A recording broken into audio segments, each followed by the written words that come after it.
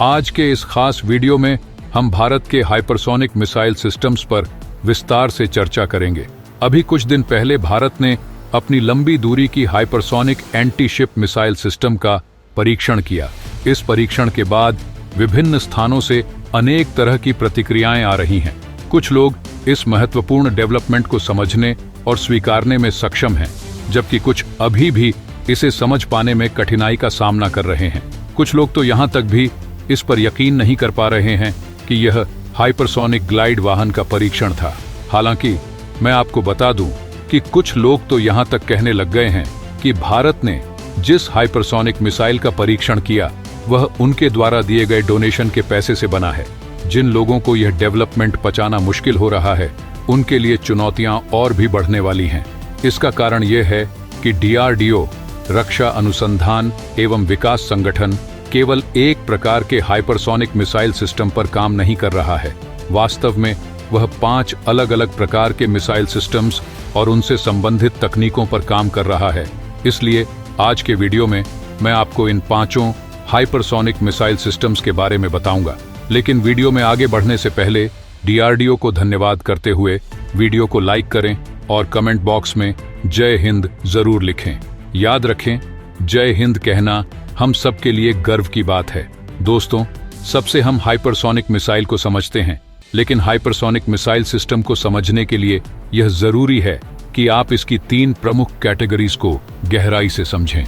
यह एक अत्यधिक जटिल और तकनीकी सिस्टम है, जिसे सही तरीके से समझने के लिए बुनियादी संरचना को जानना आवश्यक है। पहली श्रेणी हाइपरसोनिक बैलिस्टिक मिसाइल सिस्टम्स की है। ये मिसाइलें आमतौर पर बैलिस्टिक मार्ग पर चलती हैं और हाइपरसोनिक गति यानी ध्वनि की गति से 5 गुना तेज तक पहुंचने में सक्षम होती है।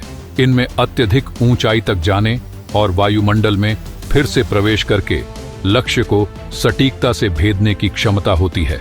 इनकी विशेषता यह है कि ये दुश्मन की पारंपरिक रक्षा प्रणाली को चकमा देने में बहुत सक्षम होती है। दूसरी श्रेणी हाइपरसोनिक क्रूज मिसाइल सिस्टम्स की है। ये मिसाइलें हाइपरसोनिक गति से उड़ते हुए वातावरण के भीतर यात्रा करती हैं और पारंपरिक क्रूज मिसाइलों की तुलना में अधिक तेज और प्रभावी होती है।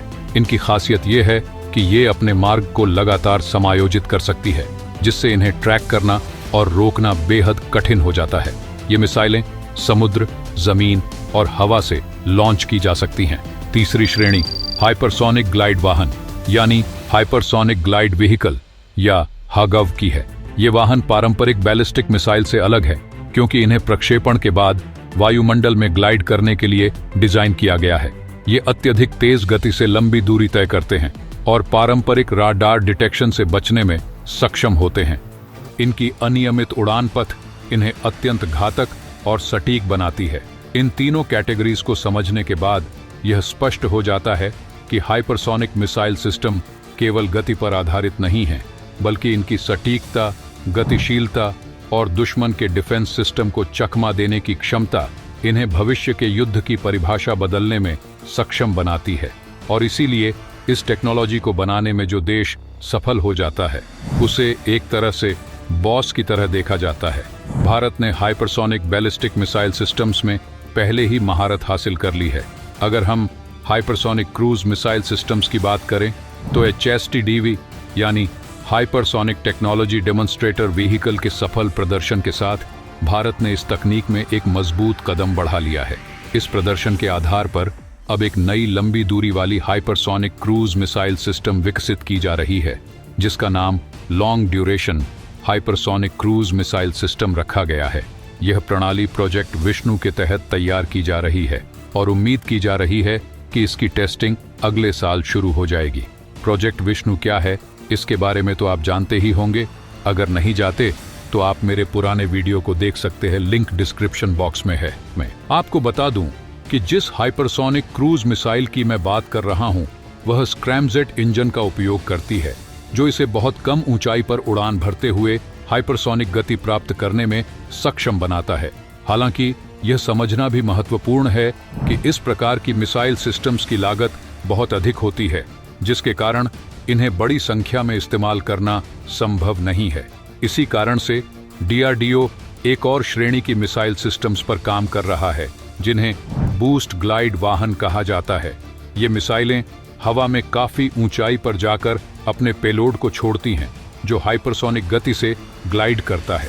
ट्रेजेक्टरी के आधार पर इन वाहनों को क्वासी बैलिस्टिक मिसाइल कैटेगरी में रखा जा सकता है।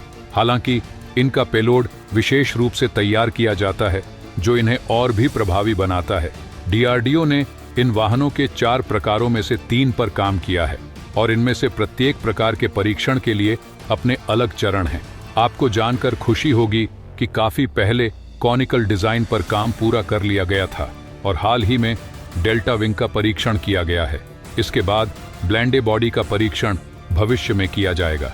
जिन लोगों को भारत के हाइपरसोनिक ग्लाइड वाहन के परीक्षण से परेशानी हो रही है, उन्हें जानना चाहिए कि उनकी चिंताएं अभी कम नहीं होंगी, बल्कि आगे और भी बढ़ेंगी। दोस्तों, आज हम जिन हाइपरसोनिक मिसाइल सिस्टम्स के बारे में चर्चा कर रहे हैं, वे आने वाले समय में परीक्षण के लिए तैयार किए जाएंगे। इन सभी सिस्टम्स के पहले चरण में समानताएं हो सकती हैं, लेकिन उनकी विशेषताएं अलग अलग होंगी। आज के वीडियो में बस इतना ही। अंत तक वीडियो देखने के लिए आपका धन्यवाद। अगर आपने अभी तक इस वीडियो को लाइक नहीं किया है, तो लाइक करके इस चैनल को सब्सक्राइब कर लें। साथ ही बगल में जो बेल आइकॉन का बटन है, उस पे ऑल पर क्लिक कर लें। मिलते हैं अगले वीडियो में। जय हिंद, जय भारत।